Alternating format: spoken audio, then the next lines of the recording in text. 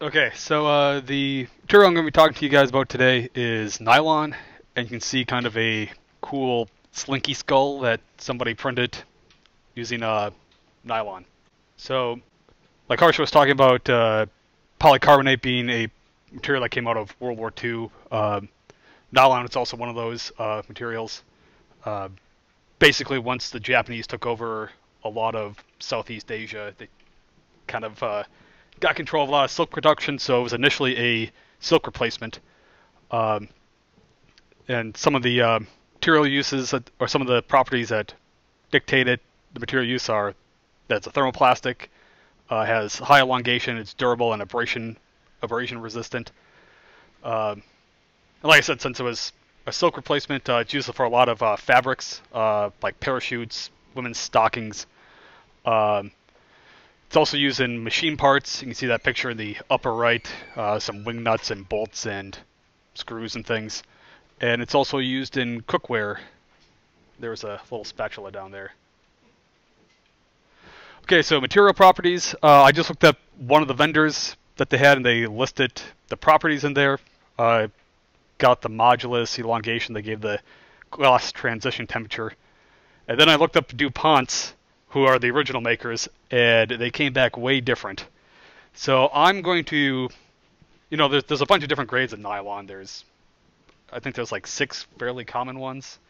So I'm not sure what the difference between this nylon 645 and nylon 666 is, but I would be rather hesitant to believe this Tallman 3D's values there. It's pretty odd to have it. Those are the properties, and the nylon 645. That is what they listed as the as printed specs. Like I said, the first one is Tallman 3D. It doesn't have where they're actually located. I'm assuming it's the U.S. because it's in Europe. Okay, well the prices in it are in U.S. and the material specs are in PSI. So anyway, so they have 6 different nylon variants. Some are powders and some are filaments. They range from $18 to $30 per pound. They do have a $70 FDA grade, which I'm not quite sure what that all means. Material specs were for nylon 645 on the previous page, and one of the other added benefits they had was they come in a whole sort of different colors, so you can make prototypes that people can see better. The other vendor is your local hardware store.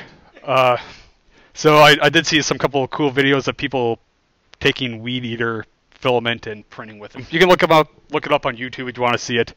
I thought it was kind of funny that people are talking about how much cheaper it is to go buy it yourself and not pay the premiums that a 3D printer vendor would give. But if you actually figure out how much it costs per pound, it's cheaper to buy the filament from the vendor than to actually use weed eater. All right, well, moving on. First case study is by this company called Red Dot, and they're a manufacturer of HVAC components. And most of their parts are made out of ABS, and they bought a machine that prints ABS parts to do some rapid prototyping. However, some of them need to be made out of nylon, and just for like a lot of the self-lubricating properties, it sounds like. So the parts that snap in place, and you can see on the upper right is a blower impeller, and it snaps into that housing there.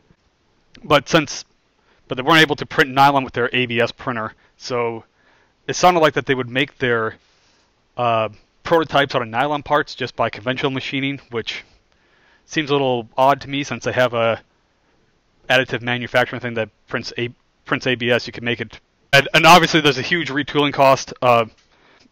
Conventionally machined parts that they make don't have quite the same properties as nylon, right? So when they actually go to make the real part out of it, they would have errors, and they have to do retooling costs.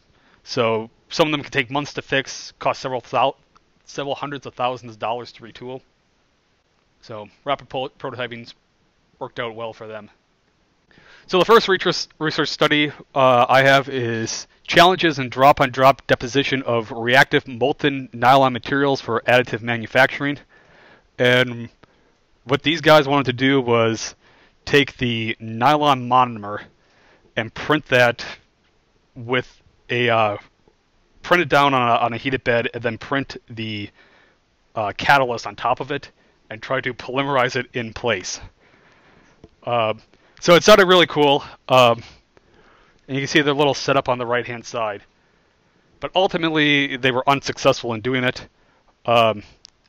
So they had trouble getting consistent drops of the activator and the catalyst to hit each other. They believe that they were successful in getting the catalyst, or not the catalyst, the actual monomer to lay down. You can look at the shape of them and they can see a little dimple on it. So they thought they could have subsequent drops of the monomer hitting, but they weren't quite able to get the catalyst and the activator to match up consistently. And when they did have it, they weren't able to get it to mix too well. You can see the right-hand side there. There's a circle with two different colors in there. They added a dye to one of those components, and you can see it's not mixed all the way through. So basically, the big thing to take away from this is if you do want to try to do this, which I'm not sure how well the final part's going to turn out, but anyways, if you were trying to do this, you would need to get a more accurate printer to get usable results. Second research study is functionally graded nylon 11 and silica and nanocomposites produced by selective laser sintering. And what these guys is, they wanted to see how the addition of silica to nylon affects SLS parts. And what they did is they made 5 different grades of nylon with different amounts of silica in it, ranging from 0 to 10%. They printed some parts and they tested the mechanical properties. So here's just a picture of the compressive test. They did compressive and tensile tests, but thought it was a little silly to put both those charts up there. They both show the same thing. In general, the parts were stiffer and less ductile, which I don't think that really surprises anybody. You put a stiffer, less ductile material in there, you just expect the composite all there to be stiffer and less ductile. But I think the big thing to take away from this is just the actual values that they have for the parts. Just that there isn't a whole lot of values out there for these kind of things. Still lots of research being done in the area, and if you do something simple like this, you can still get a paper published and start building up a database of materials out there. Anyways, there are my references. Any questions?